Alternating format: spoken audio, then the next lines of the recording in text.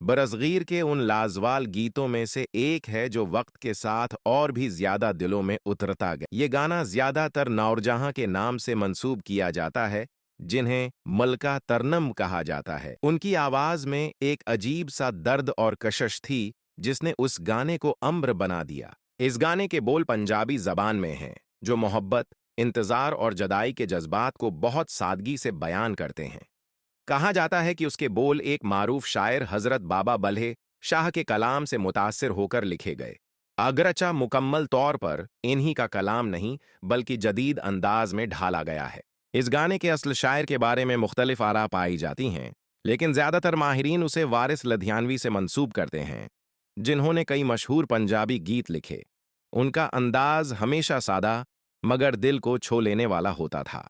मौसीकी के लिहाज से ये गाना उस दौर के अजीम मौसीकार ख्वाजा खुर्शीद अनवर के स्टाइल से मुतासिर लगता है, हालांकि इसके कंपोजर के बारे में भी मुकम्मल इत्तिफाक नहीं पाया जाता।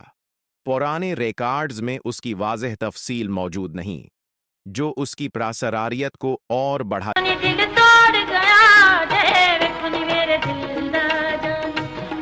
देती है। ये गाना बाकायदा तौर पर किसी बड़ी फिल्म का हिस्सा नहीं था, बल्कि रेडियो पाकिस्तान के जरिए पहली बार नशर हुआ। रेडियो पाकिस्तान इस जमाने में मौसीकी का सबसे बड़ा प्लेटफार्म था, जहां से कई लाजवाल गीत लोगों तक पहुंचे। कहा जाता है कि ये गाना 1960 की दहाई के आखिर या 1970 के शुरू में रिकॉर्ड किया गया। उस वक्त रिकॉर्डिंग के जदीद वसाइल नहीं थे, उसलिए गलोकारों को एक ही टेक में मुकम्मल गाना रिकॉर्ड करना पड़ता था, जिसने उस गाने की असल खूबसूरती को और बढ़ा दिया। जब यह गाना पहली बार नश्र हुआ तो लोगों ने उसे बेहद पसंद किया। खास तौर पर देहाती इलाकों में यह गाना बहुत मकबूल हुआ, जहां लोग मोहब्बत और जदाई के जज्बात को ज्यादा गहराई से महसूस करते थे। चुनमिया दरअसल महबूब के लिए एक इस्तारा है, जो चांद की तरह खूबसूरत और दौर होता है। गाने में एक आशिक अपने महबूब के इंतजार में रातें गुजार रहा होता है, जो उसके दर्द को और भी बढ़ा देता है।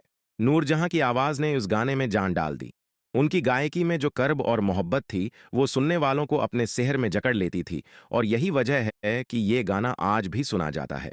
वक्त के साथ साथ इस गाने को कई दूसरे गलोकारों ने भी गाया, लेकिन जो असर नूरजहां की आवाज में था, वो कोई और पैदा न कर सका।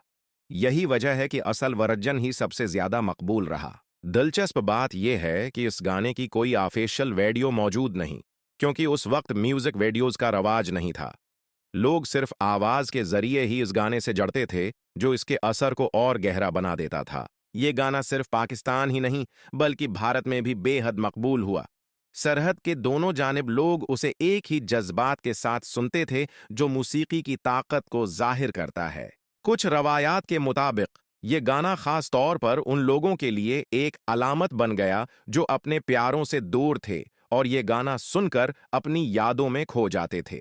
आज भी जब ये गाना बजता है तो पुराने जमाने की याद ताज़ा हो जाती है, जब मोहब्बत सादा और खालिस हुआ करती थी और गीतों में हकीकी जज्बात होते थे। ये गाना न सिर्फ एक मौसीकी का शाहकार है, बल्कि एक दौर की यादगार भी है, जो हमें उस वक्त में ले जाता है जहां जज्बात की सच्चाई सबसे अहम थी।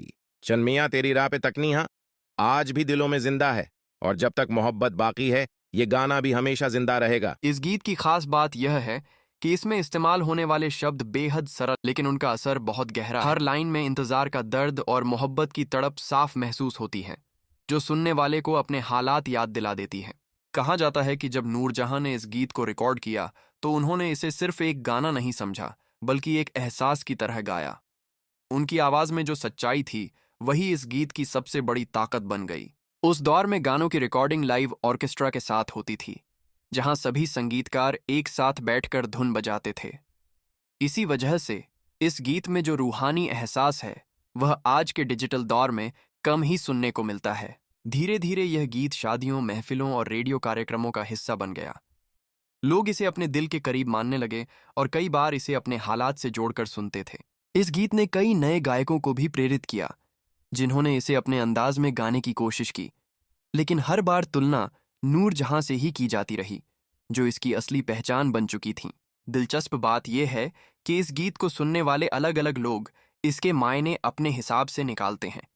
किसी के लिए यह सच्ची मोहब्बत की कहानी है तो किसी के लिए जुदाई का दर्द। समय के साथ भले ही संगीत का अंदाज बदल गया हो, लेकिन ऐसे क्लासिक गीतों की अहमियत कभी कम नहीं होती। चन्न मियाँ आज भी उसी शिद्दत से सुना जाता है जैसे पहली बार सुना गया था। आखिर में यही कहा जा सकता है कि यह गीत सिर्फ एक धुन नहीं बल्कि एक एहसास है जो दिलों में बस जाता है और हर सुनने वाले को अपनी कहानी याद दिला देता है। प्यारे दोस्तों, अभी हमने आपको पीछे वो गाना का एक क्लिप सुनाया है। अगर आपको हमारी वीडियो पसंद है तो हमारे चैनल को लाइक, सब्सक्राइब और शेयर लाजमी कीजिएगा। मिलते हैं नेक्स्ट वीडियो में। अल्लाह हाफिज़।